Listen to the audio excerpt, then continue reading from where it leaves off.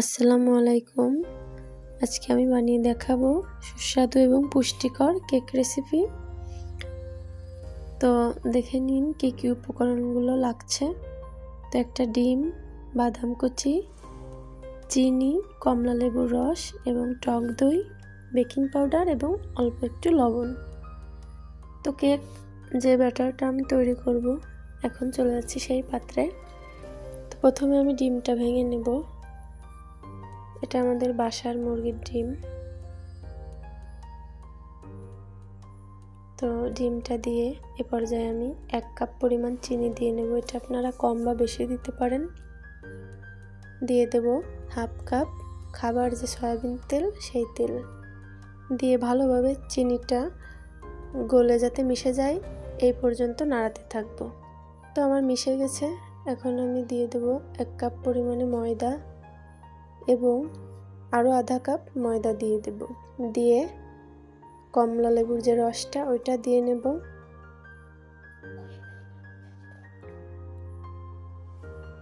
দিয়ে এ পর্যায়ে আমি 1/2 কাপ পরিমাণ পানি দিয়ে দেব। দিয়ে ভালোভাবে মেশাবো। তো আমার হ্যান্ড উইচ দিয়ে এটা ভালোভাবে হচ্ছে না, যে কারণে এটা আমি এখন একটু বাদ দিচ্ছি। তো এই পর্যায়ে আমি টক দই দিয়ে দেব। দিয়ে আবারও ভালোভাবে মিশিয়ে নেব।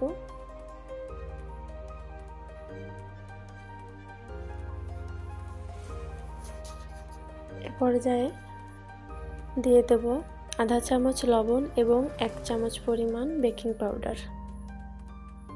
দিয়ে আবারও মেশাতে মেশাতে রংটা পরিবর্তন করে নেব।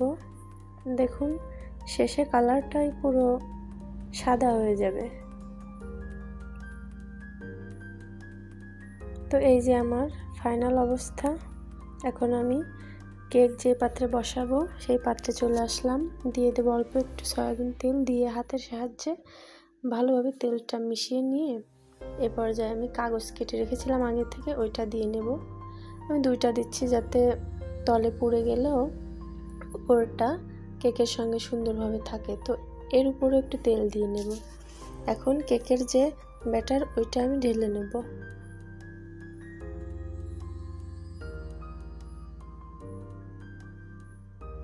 তো এখন একটু ট্যাপ ট্যাপ করে নেব। এটা করলে ভিতরে যে বাতাসটা থাকে ওইটা বের হয়ে যাবে, তা না হলে কেকের ভিতরে ফাঁকা ফাঁকা থেকে যায়।